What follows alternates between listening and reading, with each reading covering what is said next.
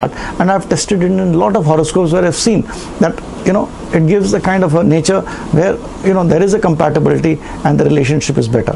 So I mean, this is not perfect, but this is something which is like a on a broader scale, on a first basic principle, on a macro level, on a very a primary level, it works and gives you an idea that whether you are compatible in your mind, in your energy level, and in your relationship levels. I mean, the two people are compatible between the mind, energy, and the relationship levels, and that can be only possible if the male's Venus is behind 90 degrees from the female horoscope, or the female's Venus, Mars and Moon is 90 degrees ahead.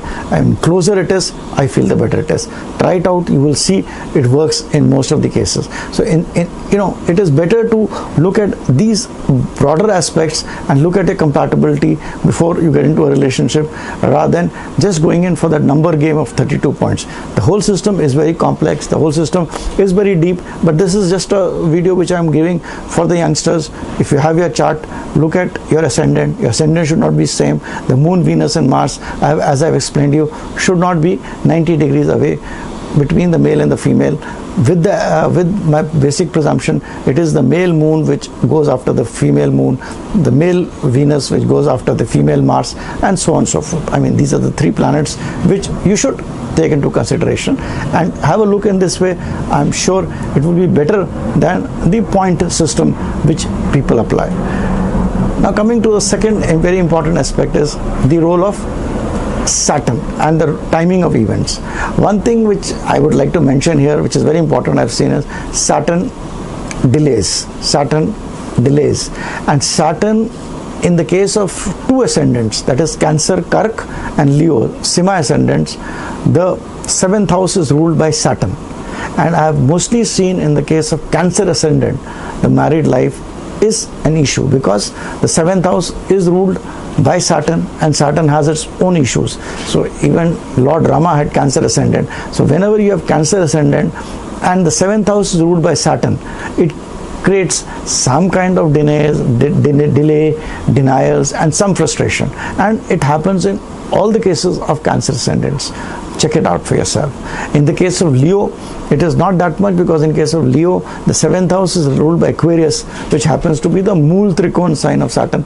Or those who are seeing this video the first time, Mool Trikon sign is the house of Saturn, which is its most convenient house. It's the basic house of Saturn, where Saturn is more relaxed. I mean, in a very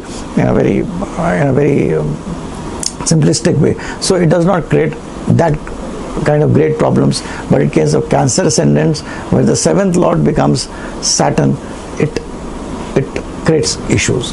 So coming to the issues of timing of the events of marriage. In my previous videos, I've explained to you the impact of Saturn, the impact of Mars, relationship of Rahu, Ketu, Mercury. What are the various things which you should see to see whether a marriage is delayed or it's going to happen fast. Now, the timing of the event is a very complex thing which perhaps I will not be able to explain in a video, but for the timing of the events, you have to see when the 2nd, 7th and 11th houses Lord come into play in the Dasha and the Antardasha. When the 2nd, 7th and 11th houses come into the play between the Dasha and Antardasha, that is the time when a marriage will happen. When you see that this is going to happen, check on the transit. The Jupiter should aspect the 5th, 7th, 9th and 11th houses from wherever it is placed. That is the transit of Jupiter. And Saturn should also aspect the houses or the lords of these houses. So there has to be aspect of Jupiter and Saturn on the 7th house or on the lord of the house. Then that is the time or the period during the dasha when the marriage would fructify. This is a complex kind of a thing. I would want you to take my book on transit, which is available with Sagar publication, a book on marriage, which is a detailed book, which is available with Sagar publication. Read this book, you will get into more detailed understanding on how to how to time the event of marriage, which again one cannot neglect the first basic principles of to see whether the marriage is delayed, denied, or is it early.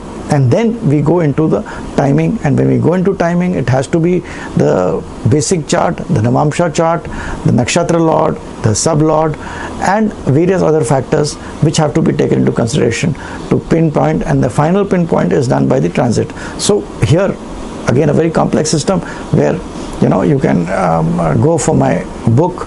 You can also go to my site where I have put a lot of articles on marriage, and I would like to sum up this video on the timing and the event of marriage. I would keep on putting videos on small issues which would interest you, so subscribe to my channel. You can also visit my site, and for my books please go to SAGAR Publications. Thanks and bye for now.